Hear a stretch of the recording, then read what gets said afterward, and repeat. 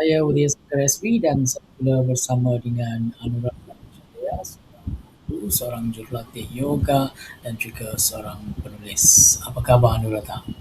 Khabar baik, saudara Ya, kita Dayang. mahu tahu perkembangan terkini anda pada tahun ini. Jadi kita mulakan dengan perkembangan diri dan juga perkembangan keluarga. Sila berkongsi.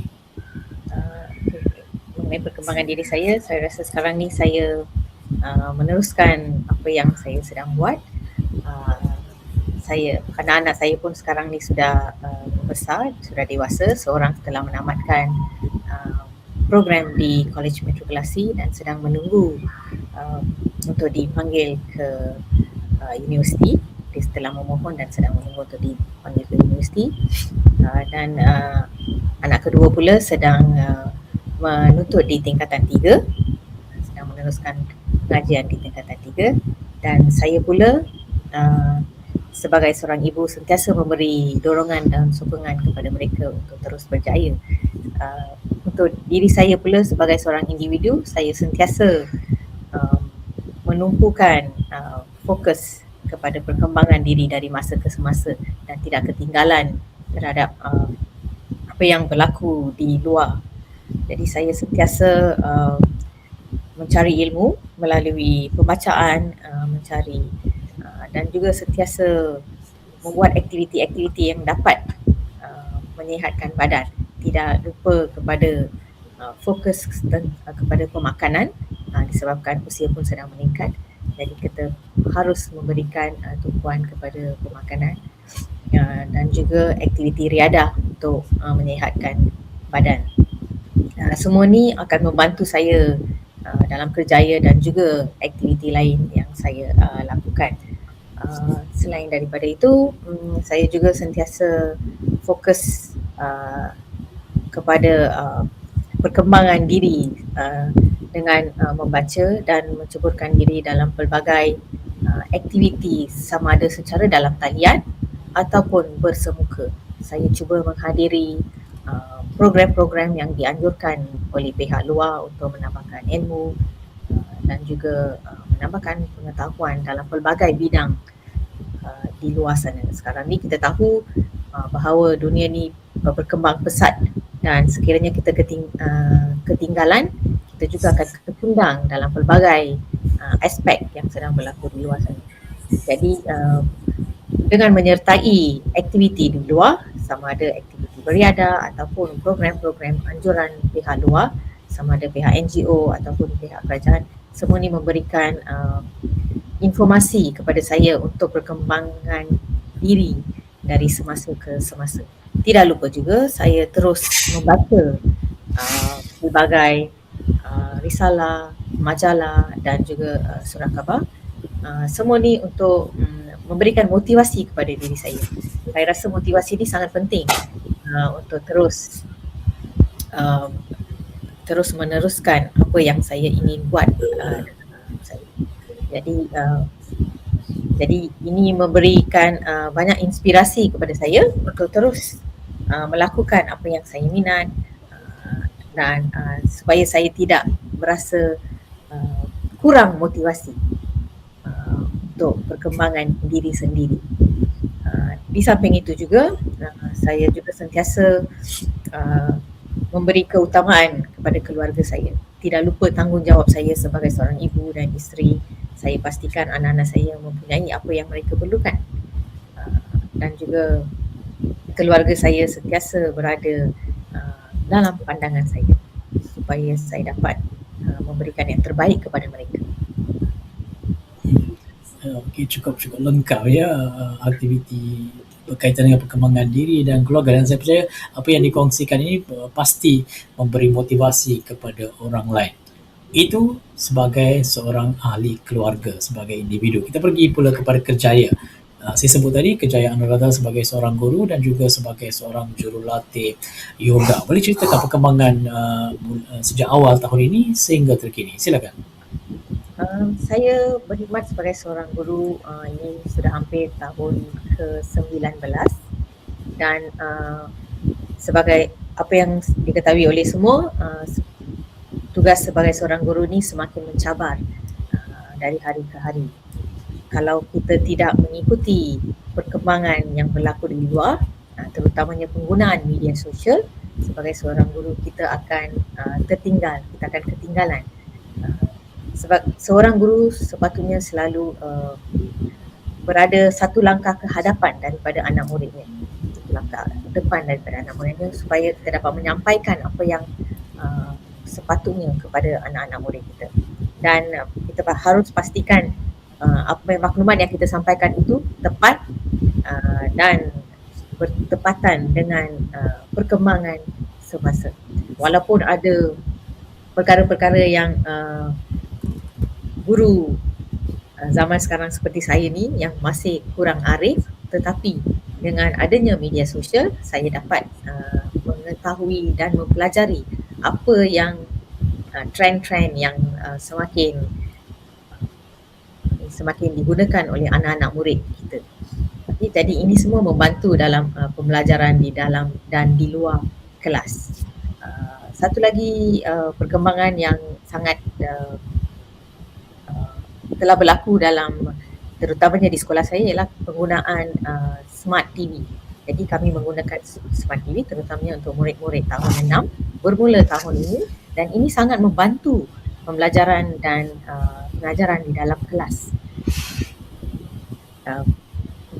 Dan juga memudahkan penggunaan bahan bantu mengajar kepada anak-anak murid. Dengan adanya smart TV ini, guru boleh memberikan contoh dengan lebih mudah kepada anak-anak murid. Di samping itu, saya juga telah membawa anak-anak murid dan mengajar mereka untuk menghasilkan projek atau produk yang berbentuk inovasi yang telah berjaya dibawa ke peringkat antarabangsa untuk satu pertandingan, dan anak-anak murid saya juga telah berjaya mendapat anugerah emas di dalam pertandingan tersebut. Ini satu pencapaian yang agak membanggakan, dan saya rasa perkembangan ini sangat penting untuk anak-anak murid kerana dunia di luar sana sangat berkembang dan keutamaan sedang diberi untuk perkembangan aktiviti STEM, Science, Technology, Engineering dan Mathematics. So peluang yang ada ni patut diberikan kepada anak-anak murid untuk terus berjaya dan menerokai dunia luar dan memberi peluang kepada mereka untuk keluarkan idea yang ada. Jadi sebagai seorang guru, saya membantu mereka untuk menghasilkan produk tersebut dan menyampaikan hasil kerja mereka. Selain daripada itu, saya juga menjadi seorang tenaga pengajar yoga. Saya mengadakan kelas yoga untuk anak-anak, kanak-kanak dan juga orang dewasa. Dan ini berterusan bermula tahun 2026, saya teruskan juga aktiviti mengajar yoga ni kerana yoga adalah sesuatu yang holistik dan memberi banyak manfaat kepada individu yang melakukan aktiviti yoga. Jadi dari segi kerjaya juga sangat sibuk dengan pelbagai aktiviti di sekolah dan juga di kelas yoga. Kita pergi pula kepada bidang penulisan. Bagaimana penglibatan Anuradha dalam bidang penulisan tahun ini sepanjang 6 bulan ini? Okay, sejak blog sastra kahwin diaktifkan semula, saya mula bersemangat untuk menghasilkan karya. Sekurang-kurangnya saya dapat menghasilkan satu karya untuk disiarkan di blog kahwin. Jadi ini memberikan peluang kepada saya untuk terus berkarya, terus menghasilkan karya dalam pelbagai genre, bukan saja satu genre pilihan ataupun bukan khusus pada satu genre sahaja. Saya cuba pelbagaikan genre yang saya hasilkan karya. Jadi saya menulis puisi, saya menulis pengalaman, karya berbentuk pengalaman, saya menulis karya berbentuk esei, saya juga cuba menulis cerpen cerita pendek. Jadi setiap kali saya menghadiri sesuatu program atau saya melihat sesuatu perkara atau membaca sesuatu perkara atau menonton sesuatu perkara, saya cuba dapatkan ilham daripada pelbagai aspek ini untuk dijadikan sumber penghasilan karya saya. Semua ni memberikan ilham dan inspirasi kepada saya untuk terus menulis. Jadi sebenarnya Portal Sastra Kahwin ini sangat memberi dorongan untuk saya untuk terus berkarya. Walaupun tidak ada masa, saya cuba sedaya upaya sekurang-kurangnya untuk menghasilkan sesuatu karya untuk tidak ketinggalan dalam bidang penulisan ini. Ini sebenarnya memberikan motivasi kepada saya untuk terus menulis. Selain daripada itu, saya juga telah menyertai beberapa antologi selain daripada penulisan di Portal Sastra Kahwin. Saya sudah menghasilkan karya untuk 2 antologi yang dijangka akan diterbitkan pada tahun ini.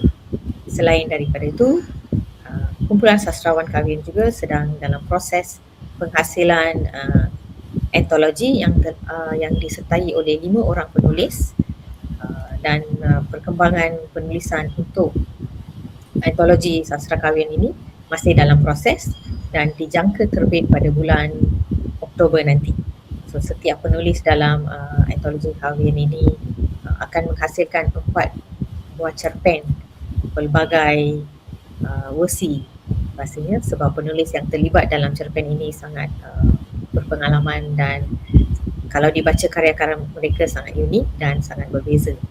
So diharap mendapat sambutan daripada pembaca di luar sana. Jadi, kami sangat-sangat harapkan dukungan pembaca untuk mendapatkan antologi 5 orang penulis apabila ia terbit.